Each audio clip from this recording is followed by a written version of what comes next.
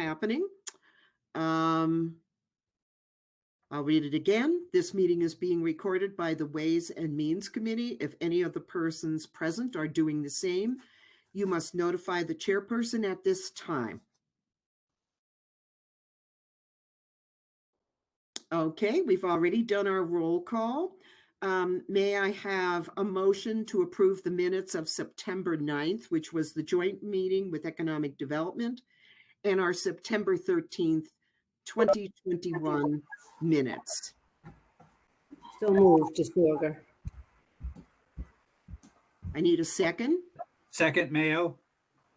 Okay, all in favor, please indicate by raising your hand. Aye, and saying aye. Aye. Chris, I have to Aye. say that wasn't at that meeting, so. Okay, so we have how many in favor of the minutes? 4. And we have 1 abstention. Okay, thank you, everyone. We don't have any public hearings today. We do have some motions that we need to take care of. So having said that, I need to have a motion to transfer $41,100 from capital stabilization for the Wisdom Way engineering and construction administrative services. May I have a motion? Moved. Thank So you. moved. Mayo, thank you. Second, Discretionary. Thank you. Is there any discussion about this? We do have our Director of DPW here, Director Warner. If you have any questions for him now, I know we were talking before the meeting started, and he said the project is finally coming to completion. So, Councilor Jarvis. Chris, just a quick question. Do we have to read the motion into order before we have a discussion onto it? I'm sorry, you're right. Would you like to read it? I will. I have it up. Thank you. If I get the right mouse in my hand, I will do that. Okay. The City Council, upon recommendation of Mayor Wiedengarter and order Wisdom Way Engineering and Construction Administration, move that it be ordered the sum of $41,100 to be appropriated for Wisdom Way Engineering and Construction Administration services, and to meet the said appropriation transfer $41,100 from Fund 8402 Capital Stabilization. 2/3 vote required. Thank you. Can I have this? Can I have a motion? Sorry, could I have a second? Moved. Okay. Second, Mayo. Okay. Discussion. Yes, Yep, go ahead. Yes. Councilor Sorger. In capital stabilization, that will leave us like about 540. This is for Director Gilman, 540,000. We will have about 540,000 left in capital stabilization, 539. Is that what you have, Director Gilman? No, I actually have 416,000 for capital stabilization. And when we put those monies in, did we put 500 in capital stabilization or 600,000? I forget. Last year, I believe it was 600. So we put 600,000 in, and now we have left what? 416,471. But we voted a lot of the capital projects from capital stabilization last May. Okay, so 416. Okay, thank you. Are there any other questions? All right, I'm not seeing them. If you've got a question, okay, we're good. I'd like to take a vote if we can.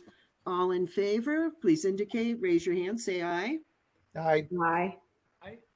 Opposed? Abstentions? Okay, the motion carries. Councilor Jarvis, could you read the second money motion, please?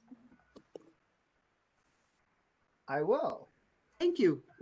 The City Council, upon recommendation of Mayor Wiedengarter, in order to appropriate $200,000 from OPEB stabilization, order that the sum of $200,000 be transferred from Fund 8406 OPEB Stabilization to the OPEB Trust. 2/3 vote required. Thank you. May I have a second to that motion? Second, disorder. Thank you. Does anybody have any questions? I know that I'm looking for a little bit of clarification, if I could. Liz, could you please tell us the difference between the two funds? Okay. The OPEB stabilization, City Council voted to establish that in 2019. It's a stabilization fund, requires 2/3 vote to take funds out. However, it is a stabilization fund. It's not a trust. A trust is an irrevocable fund, and it means that it may only be used for the purpose of the trust. So we have an OPEB trust and an OPEB stabilization. It is possible with an OPEB stabilization to use it for something other than OPEB. So that's the difference between the two. And it really needs to be in the trust to count toward our OPEB liability. So that, but the only way to dedicate revenue, which we did with this, we dedicated marijuana revenue or cannabis revenue, is to a stabilization fund. So this was the only mechanism to do this, to put it in stabilization, then transfer it to the trust. I know it's a lot, but it was the only way to do it. Could, just for people that might be listening in, could you tell us what OPEB means? It means other post-employment benefits. And it means that when you retire from the service of the city of Greenfield, employees will continue to receive health insurance and life insurance. And it is a growing liability as you have more people retire and still have the same active number of employees. So this is a fund that helps towards that liability. The last disclosure I just received, it's about 116 million. So it's nothing to sneeze at.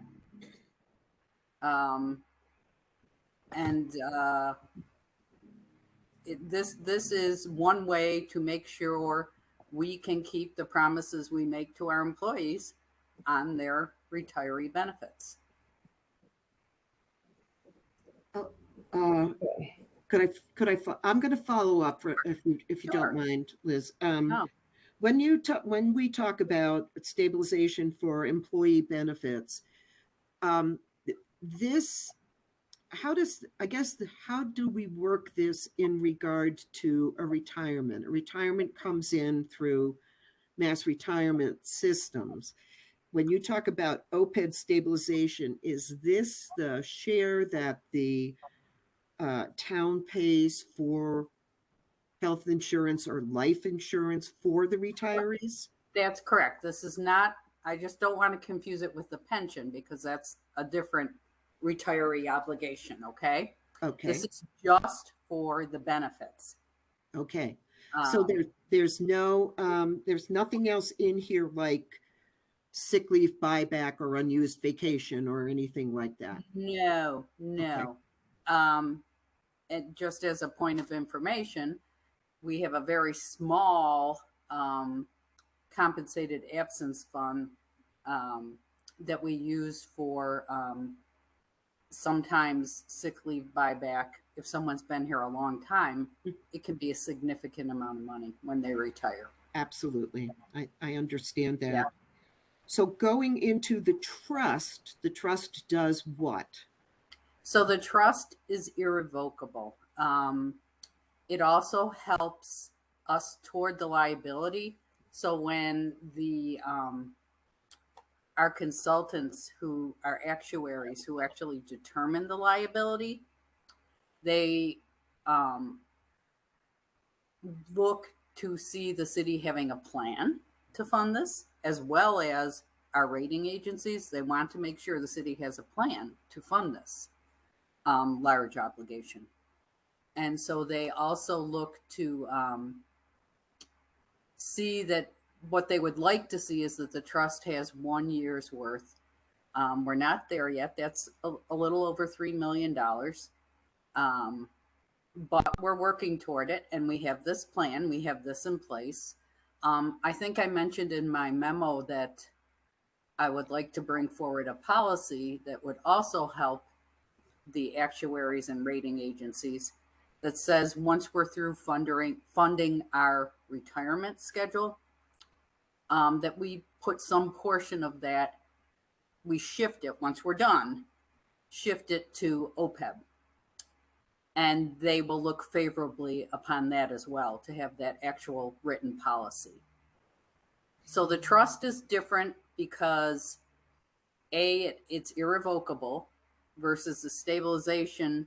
So in other words, the funds in the OPEB stabilization could be voted with 2/3 vote for some other use, versus a trust may only be used for the OPEB. Secondly, the trust is what the rating agencies and our actuary looks at in terms of counting toward our liability. And then just third, I just want to mention again that the stabilization was the only way we could dedicate revenue. Incoming revenue can only be dedicated to a stabilization fund. So we kind of had to do it this way. That's the process that we were able to lay out in order to show that the city was making inroads to funding the OPEB liability. And just for those of you who may not remember, the income that we funded it with was the 3% excise tax on cannabis revenue. And so it was a really good way to do this because in the past we had been using free cash. And so now we can focus free cash on on capital and other needs. And we have a funding mechanism for the OPEB. So, and it was something that was new. So it was a good move. Let's put it that way.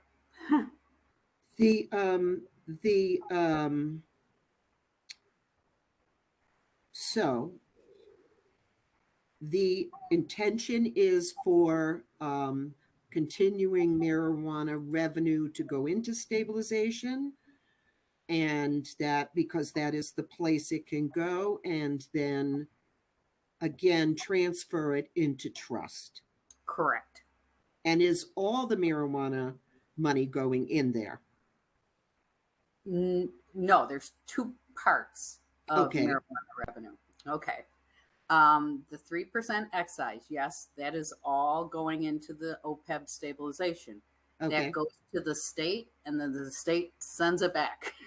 Okay. Okay. And then there's also something known as community hosting, and that is a local receipt. Those are individual agreements done with the marijuana retailers, dispensers, or growers. It could be any number. And that is generally sometimes an initial payment or a percentage. Again, it can vary from agreement to agreement. And that is considered a local receipt, that piece, under the general fund. So one more question, and then I'm sorry, everybody on the committee, I'll let you speak, but you have to bear with me. So the trust fund receives the money, it's irrevocable. You're trying to get a policy where you have at least $3 million on hand in that fund. When does that fund, or does that fund get used? If and when?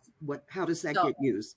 So what you can do is use as the hopefully the fund is larger at this time, but as the retiree benefits gets higher and higher, and you see that from year to year, you can start using that to help a particular year operating budget for retiree benefits. So, for example, you could use 100,000 from it to help support the 23 retiree benefit cost.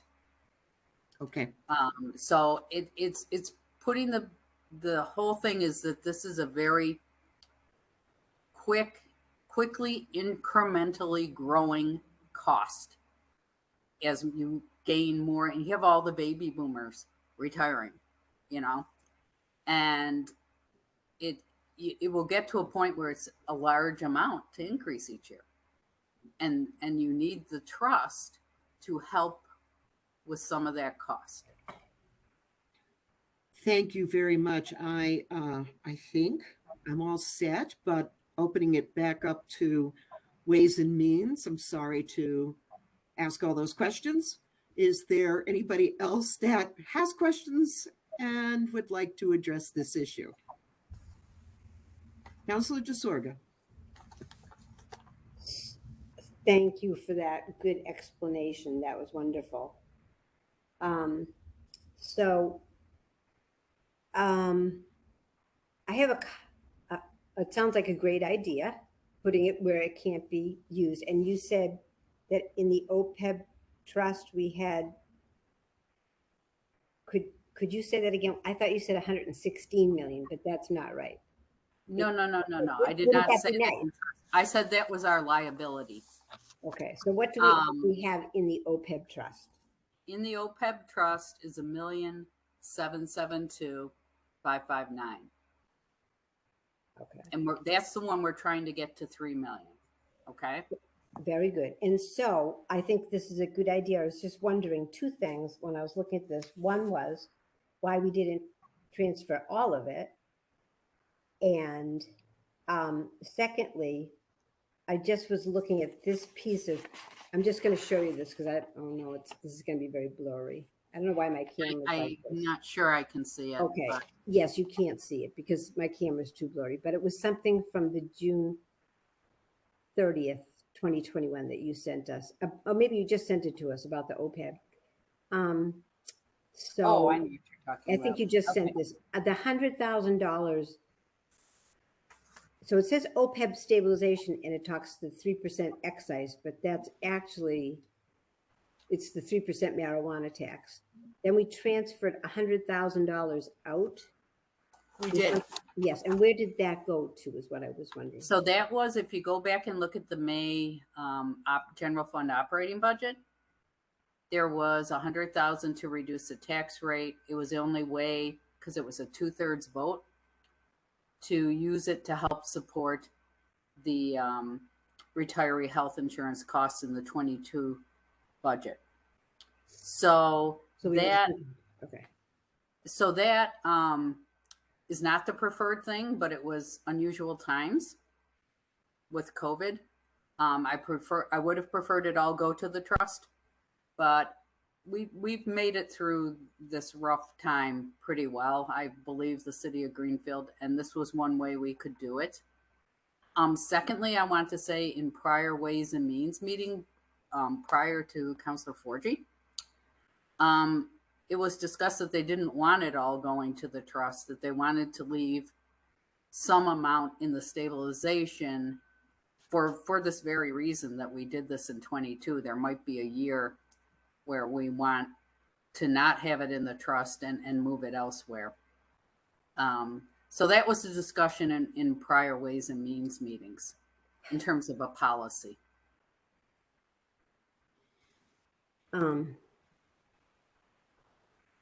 Follow up, if I may. So we took $100,000 out of this, and I think I read something, maybe not the right thing, Liz, Director Gilman. But if we take something out of stabilization, couldn't we put that back in from free cash? We could. because we actually took that from there when it was the intention. And that was just a We could. We're working on that. We're working on Okay. getting that. So, clarified. and because, and when we did that in May, actually in March, we had made all of the decisions about what to do with our free cash from last year, that 2.9 million, right? That's correct. We decided to put 2.9 million into all those things, but we took 100,000 from that one. So Yeah, maybe that wasn't free cash though from the OPEB stabilization. That was all the marijuana revenue. Okay. And so when will our free cash, do you think that will be certified this year? Oh, very soon. Very soon, with bated breath. Okay. Are there, Councilor DeSorger, are you all set? No, I would just think that if we are, oh yes, no, I have one more part question. Okay, thank about you. Marijuana. This is my last part, I promise. The HCA, we decided that the excise, that tax would go to that, but the community, once all of these places actually get up and running, it's going to be, hopefully they all get up and running and get passed, and that's going to be a lot of community host agreement money. Hopefully. Hopefully. I know that I do know, and I read everything that Mayor Rita Gartner sent to me or somebody else sent to me. I know that we're a couple that backed out, but we still may have 15 or 16. And I think most of them patch in. I'm sorry, continue. And I could have this wrong, but I think most of them patch in like 15,000 a year. For So at least the first 3 years or something like that. something like that. We're not all the same, but it's a lot of money, and we're retiring. I'm just saying this. I'm not in charge of the policies, and I don't know if policies are made. Probably policies are not made by us. I really don't know that at all.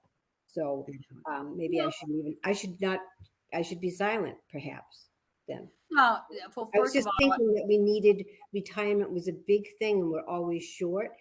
And we were having this gift of all these marijuana coming. I don't know. I'm just saying that's a little opinion that I had. Okay. so where that would happen, first of all, we are limited to 8 that we may have. We could have growers, but in terms of some of the 3%, we're limited to 8 that we may have. In a way, you did approve this policy because you approved the establishment of the OPEB stabilization to have that revenue go in. So there is a back in working together on this in terms of policies. We also used free cash to establish a pension stabilization last year. So yes, I do have my eye on the pension because it's a quite the schedule to get through till 2036 maybe or 5 that we have a growing schedule to fund for retirement. And I would say that if we get that more, the choice is, do we put more in pension and stabilization from free cash when it all gets certified? Or do we want to establish a policy to dedicate that revenue as well? And that can be looked at and talked about. I just will say that the local marijuana hosting money, that also got us through this COVID pandemic because it really helped with a lot of the local receipts that were lower. It helped cover some of those holes. So it really has been a blessing in many ways for the city of Greenfield. Are we all set?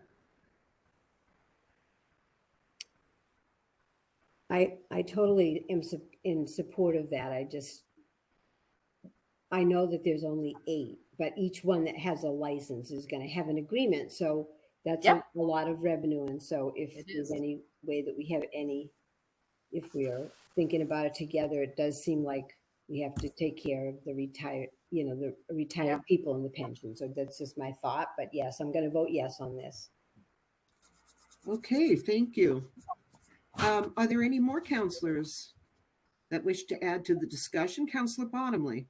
I just had a question of the community hosting money. Does that come into the stabilization?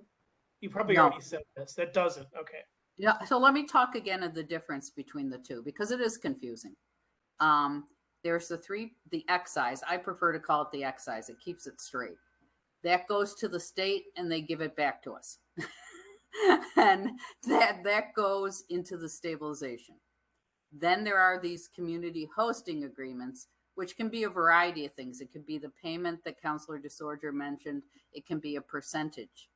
And that comes to us via a check from each of these organizations, usually about once a year. And that is part of our local receipts. When I give you those revenue reports, there's a line in there that you'll see marijuana revenue. And that is that community hosting. Great. Thank you. Yep. Anybody else? Okay, well, we need to take a vote. All in favor of the motion, please indicate saying aye, raise your hand. Aye. Aye. Any nays? Any abstentions? The motion passes. Thank you very much, Liz, for your great explanation. All right, so we come to the part of the program where we take public comment on any money issues that are going on in Greenfield. I see no one in the chat box. What can I say? And that saddens me to a great degree, but then again, it's okay. Maybe it's just not the month for everybody to be excited about something. I don't know yet. So having said that, we will move on to the next part of our meeting. And we will now, if everybody is got their paperwork in front of them, we'll talk with our financial director about our year-end closing. I'm looking forward to hearing this one. So I don't know if everyone has in front of them, but I'd sent a kind of a memo highlighting what was turned back and how the local receipts and revenue went. This particular year, 21, it was unusual how much departments turned back. It was very high. And part of the reason for that, which I kind of touched upon, was a lot of the health insurance because the schools were closed. They were not hiring as many people. And the city also experienced a lot of vacancies as well. So when you have 10 or 20, anywhere from 10 or 20 employees, either more or less, it's a significant dollar amount. When the city's share of a family health insurance is almost $19,000. So that contributed a lot. The state assessments contributed a lot, but we have no control over that. It's what's on the cherry sheet and as they come in. Energy turned back money, as did police, dispatch. So all in all, there was 1.7 million returned. That is a good chunk toward free cash. It really is. And then on the revenue side, we made budget. It wasn't a lot over budget, but considering the pandemic, it was a very good thing. And so overall, we have submitted for free cash. And I would guess within a week or so, we should have that number right in time for capital. In tax rate.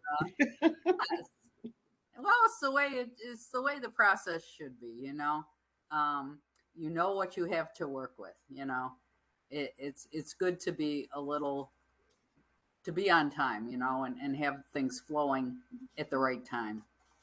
And the mayor will review and submit any orders or recommendations for free cash in terms of capital or any other needs.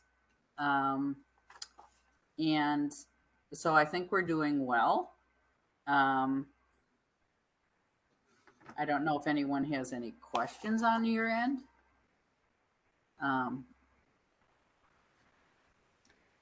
Councilor Jasarga. I have two questions. One is the Health Insurance Active and Retiree. The turnback amount was $442,217. Yep.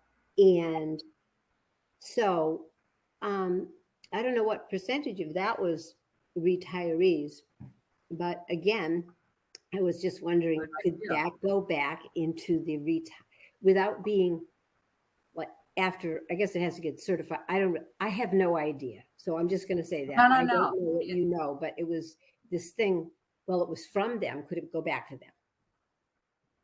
So, one of the things I've toyed with the policy I mentioned, for shifting the OPEB, shifting the retirement assessment, I'm sorry, when we get through 2036, having a policy to shift some of that to the OPEB.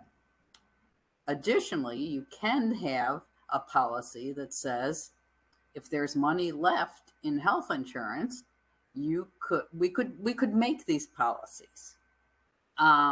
Right now, the process is it would close to free cash. So, and that does have to get certified. Sometimes I think during tight times, it's you like the ability to have the flexibility with the free cash. And yet when times are good, you think this is a terrific policy to have. So I think we can talk about that. Really, the money was appropriated for that. It actually came from the city side. It's not the retiree. I just want to make that clear. It's not the retirees' contributions at all. It's all the city's contributions. Just to make sure people understand that. So I think that's a possibility. Everything we do as a policy, though, for OPEB makes us stronger in terms of the rating agencies and in terms of our actuary who calculates our liability. So all those things do help if you have written policies that you follow. And I think it's something to consider. The health insurance, if there's that money sounds left. Great. I didn't figure that it came from the retirees. I just figured that. Okay, I just want to make sure. I wasn't sure though, but I just thought, well, maybe we could put it back in because I remember you had explained to me at the beginning and showed me how large this gets. The retirement and the OPEB benefits, it gets bigger and bigger and bigger. So my other one is still on this. It's the reserve fund. And the reserve fund turnback, it says was 75,000. Okay. Correct. So every year is that, I know that we took 10,000 just out of that. So we have 65,000, I think, for this year. So every year we put about $75,000. Is how many years have we been doing that for the reserve fund? Well, one year it actually was 100. Okay. So it's a place to go for departments. It is a good thing. It's also something you can look at and say, yes, we departments have somewhere to go to, and we are budgeting for free cash. So in other words, we have an obligation to budget for free cash because it only comes from returning money, right, or conservatively budgeting your revenue. That's where it comes from, So do we have to budget that much? Well, I really don't think it's that much in terms of the size of our budget. So it again just closes to free cash, and is a mechanism for folks, department heads, to come to the city council if they have some budget issues. And Director Gilman, if they had a budget issue, could we take it from, if it was a one-time thing, we could take it from stabilization or from free cash, which is, am I right? Was this paper right that our free cash is now $1,786,374? What was So that? that was just, that's actually, we put all of that into places. What do we have in free cash now? I'll just ask you that. Free cash disappears Okay. June 30th. Okay. So this was just So showing. we're waiting for the recertification, which is going to be shortly. So, you could, here's the differences. Taking money out of stabilization is a 2/3 vote of city council. Taking money from the reserve fund, or even say another department, if they had excess, it's just a majority vote. So that's another reason. There's a difference between the 2/3 and majority vote. Okay. Are there more questions for Director Gilman? I actually have one, if you bear with me, please. Director, when we look at the local receipts, the memo you sent out in August about fiscal 21 revenue and expenses, local receipts show that penalty and interest on property tax and excise tax, is that up from last year? It is. Okay, and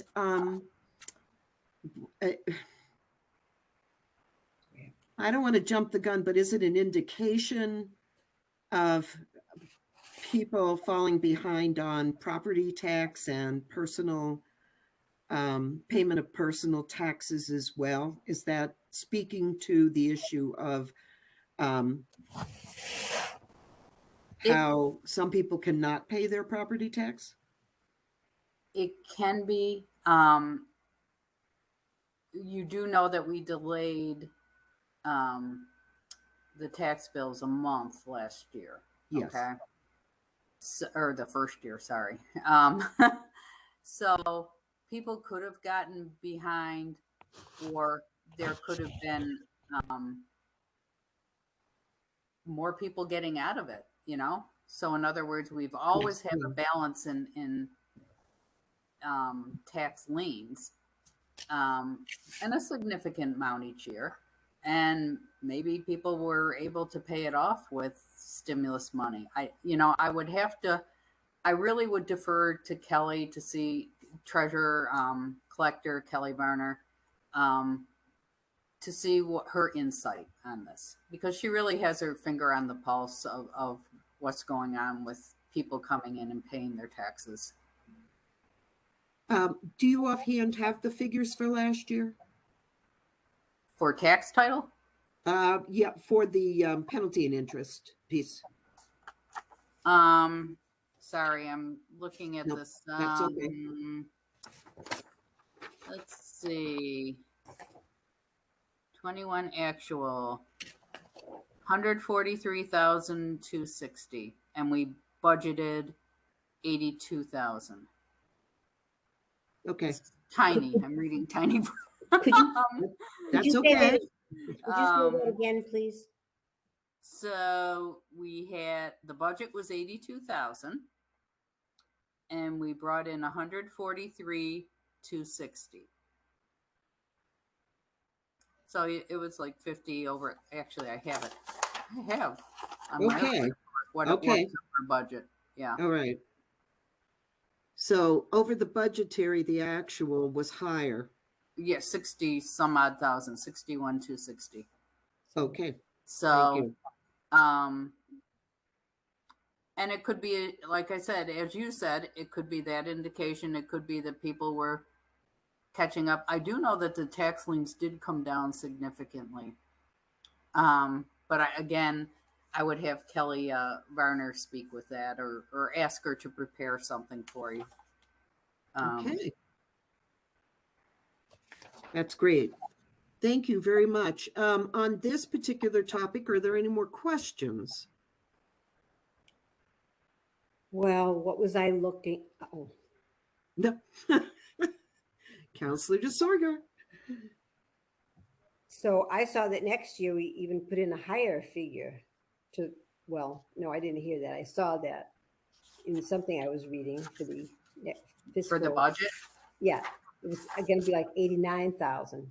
But this year it looked to me like the penalty and interest on property taxes was up 72%. And on the excise tax, it was up 27%. So the local receipts are a curious thing with the Department of Revenue. They keep an eye on those. Mhm. And they don't like to see you go up more than 10% in your budget. And yet they also want you to explain if there's a big variation between your budget, last year's budget, and last year's actual, you know? So it's kind of a fine line you balance, because they just want to make sure your local receipts is achieved, really, because that's the basis of setting the tax rate.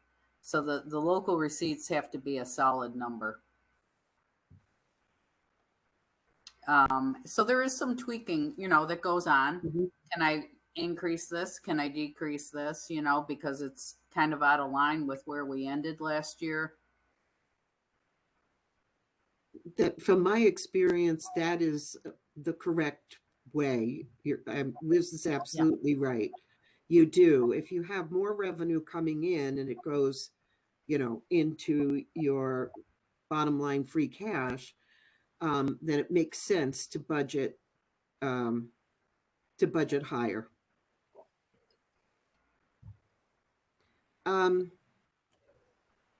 Any more on this particular topic?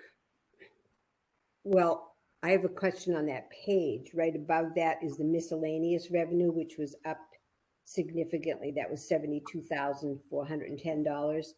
Yep. What did that come from? Do we know? So I'm yeah, sure you do. I'm sure you do. what the majority of it came from. So when we have an auction on property, the first thing you do is pay off any taxes that are owed on that property. Mm-hmm.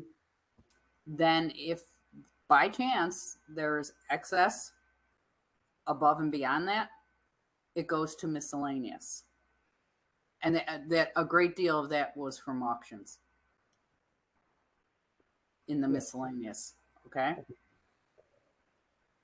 So we got some good prices for the properties at the auctions.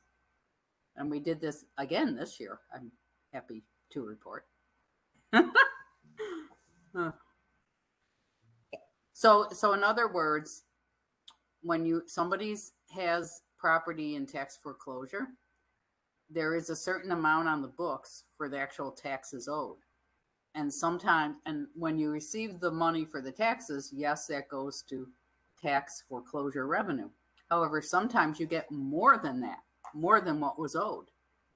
And so then the difference goes into miscellaneous,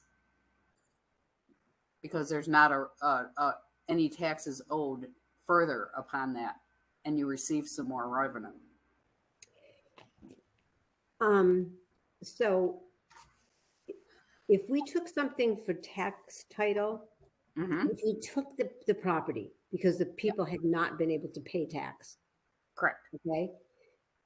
So it was taken in and we've done that before. We've taken the property in lieu of taxes. Are there then taxes that are due?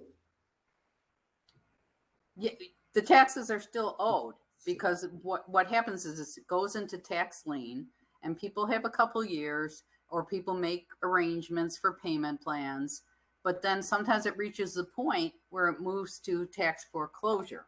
Mhm. So first tax lien, then tax foreclosure, and then you auction off the property to get the back taxes. And it can be significant, by the way. I think I mentioned in the 22 revenue that we had the sale of the Bendix property. That had over $300,000 worth of back taxes. So it can be significant, and sometimes you don't get it all. It all depends on the property. And again, I will say Kelly is the best for any detail or nuance to the auction process. The treasurer collector, Kelly Varner's the best person to speak with. Okay. Okay. If there are no more questions on our year-end closing and our revenue expenditures and free cash pieces, we're going to move on to a breakdown of the mayor's discretionary fund for revenue expenditures from the beginning of inception to date, which was requested and provided to us. The thing to realize on this is that this is not just Mayor Rita Gardner's term. This goes back to Mayor Martin's term. And it was, I thought, important that we find out what that revenue looked like and what the expenditures looked like. And we also have been made aware of expenditures that have been made so far in this mayoral administration. So I don't know if anybody's got specific questions. Liz might have the historic background on why things happened in the previous administration. If you've got anything, I think it's straightforward, but if you've got anything, questions to ask, either our mayor or our director, please ask away, and we'll move. And after this, we'll move on to the next topic.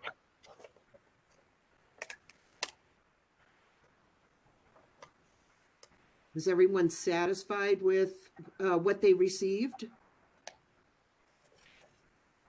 Okay. I just have a question.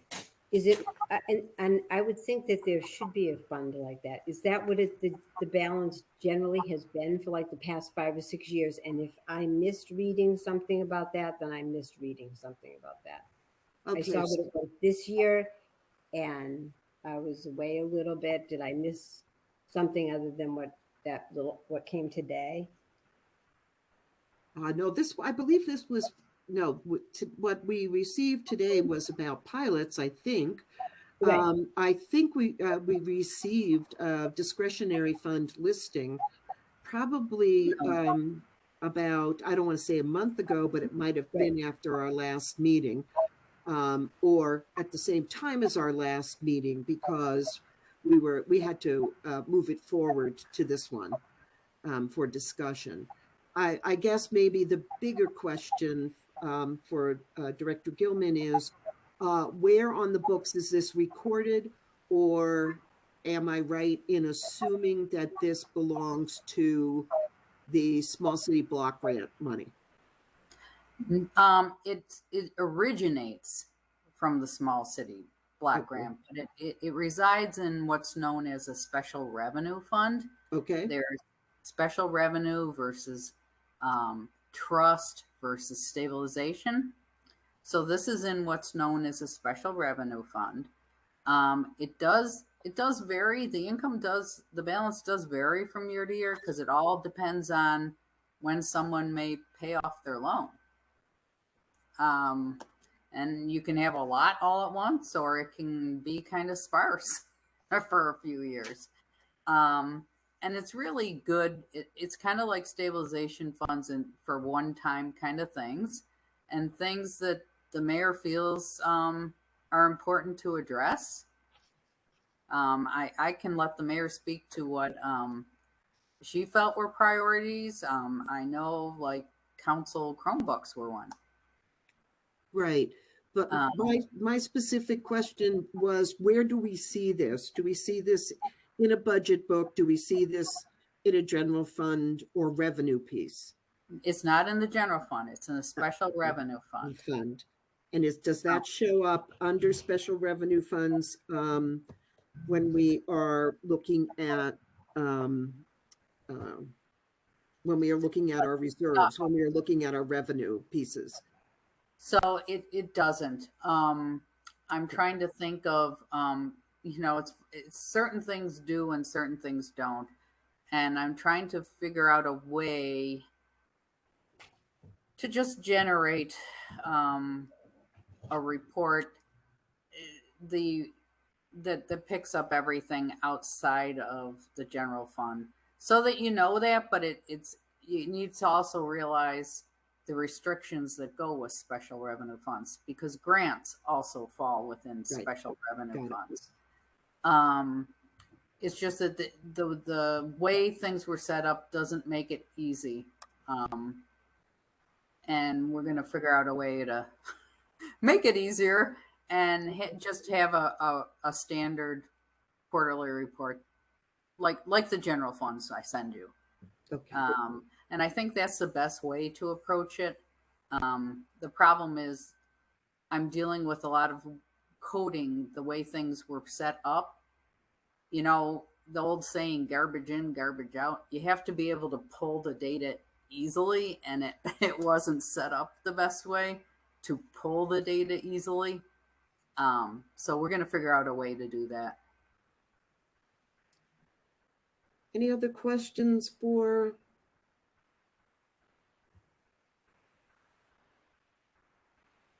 the mayor or for our director on this particular fund or special revenue fund? Right. Yeah. I don't have any other questions on that.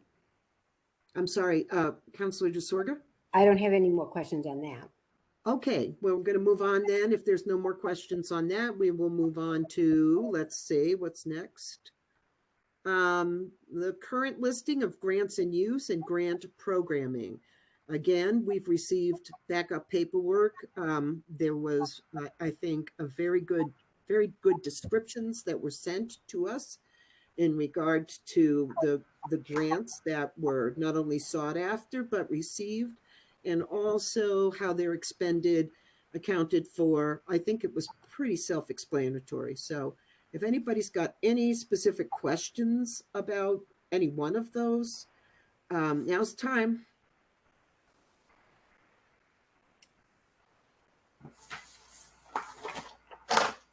Okay, if that seems to be under control at this moment, we'll move on to pilot agreements with dollar amounts.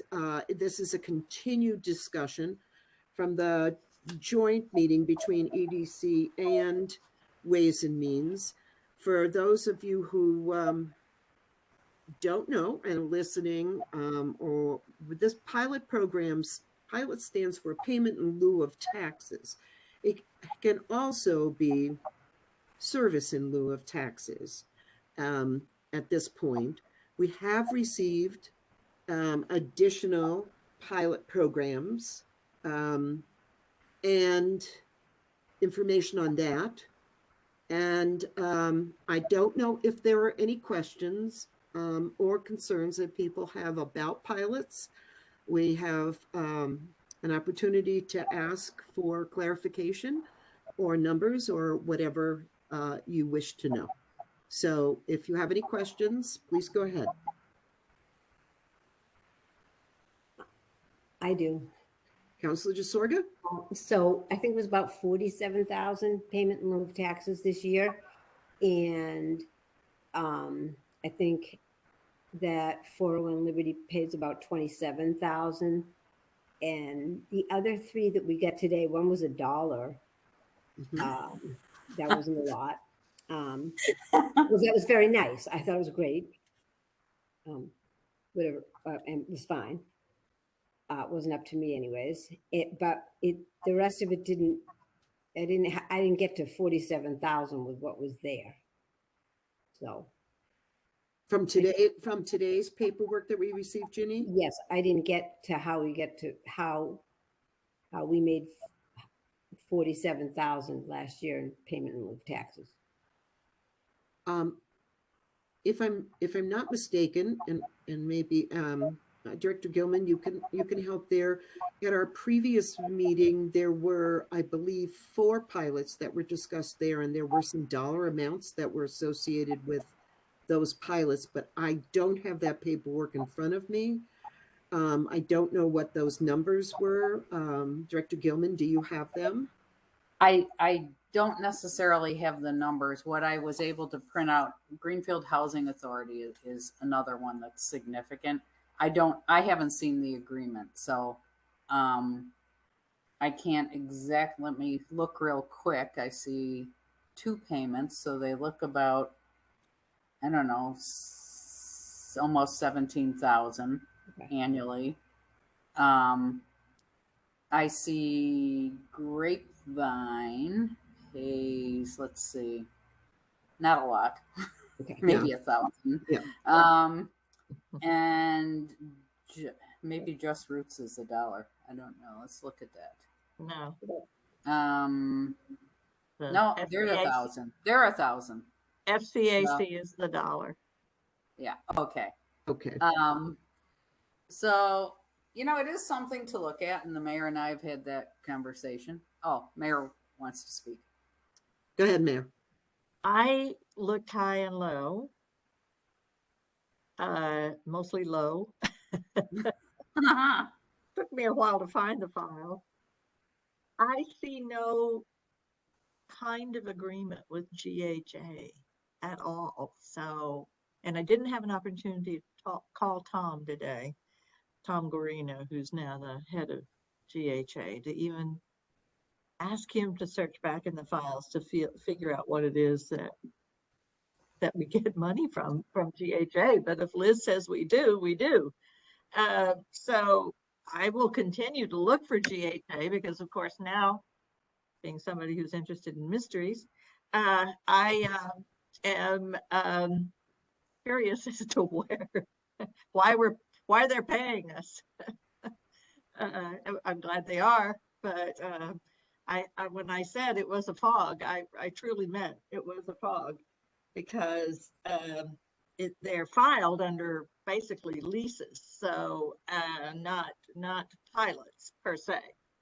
At least the traditional way that I think of payment in lieu of taxes. So maybe there's some way of making them equal, and I'm just too literal. But so I will continue to look for GHA. I did find the loan one from FCAC, and I only really found that because I had a conversation with Claire Higgins some time ago, and she, out of the blue, I don't recall what we were talking about, but she did mention that they pay $1 a year for the it's sort of the day, I call it daycare, but it's a children's learning place on Washington Street. It's been there forever. Actually, Chris, I think you might have been the instigator of that back in the day, from what I'd found in the paperwork. At least it may have started back when you were mayor. So I'm continuing to look, and I'm happy, as I said, to continue searching for that sort of thing. If you want me to, and if you can give me more specifics as to what exactly it is that you're looking for. But I don't know what a Greenfield Housing Authority is paying us for at this moment of time. And Munis doesn't really tell us, I guess. No, it doesn't. It's just showing what we received, And I've looked, and Clerk Scott has also looked. I mean, we have tried very hard. Oh, thank you. Also, Sorga, I believe at that meeting, that joint meeting, we MJ had some of those figures, and I don't have access to them now, but I will go back and take a look. And I think at some point we will probably, I think it's in the best interest of everybody in Greenfield that we get this sorted out. We know how much money we get. We know who's doing what. And that's going to be a good segue into leases. So now we're on the lease part. Does anybody have any comments? Have you read the paperwork that has come in? Is there any questions that Director Gilman can answer for us in regard to leases?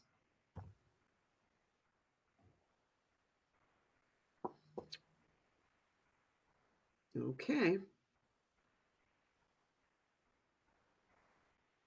So what I'm going to do right now is, if I may, I would really like to have some sort of follow-up on, here's all our pilots. Let's get that squared away, and figure that out. And if anybody's got anything, if you come across any more leases, we'd love to hear about it. And also my question would be, where are leases accounted for in the revenue section? Local receipts. Okay, thank you very much. That brings us to the end of, Councilor Jarvis. I was just waiting for you. Are you going to go on to other business? I am going to go on to, I was going to say, this brings us to the end of our old business. Is there new business or any business that anybody wants to discuss? Councilor Jarvis. Thank you. I didn't mean to cut you off. No, it's perfectly fine. I have just received a bunch of interest from people, and I contacted the police department. Those movable message boards that they have that have the speed limit signs. I know we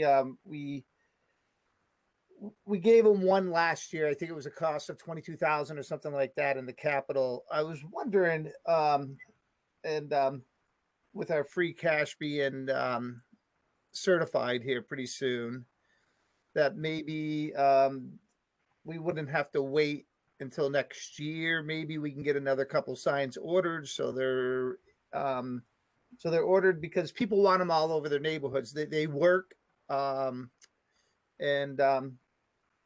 they actually had the radar. So I was just there's just food for thought for people to keep under their hats. Maybe we can get the PD one or two more of those signs before next year, so they can move them around. I know there's probably a leeway with the supply chain the way that it is. It seems like everything is parked out in the out there in the Gulf or off the Pacific coast or off the Atlantic coast or stuck somewhere, or you're waiting for chips from overseas.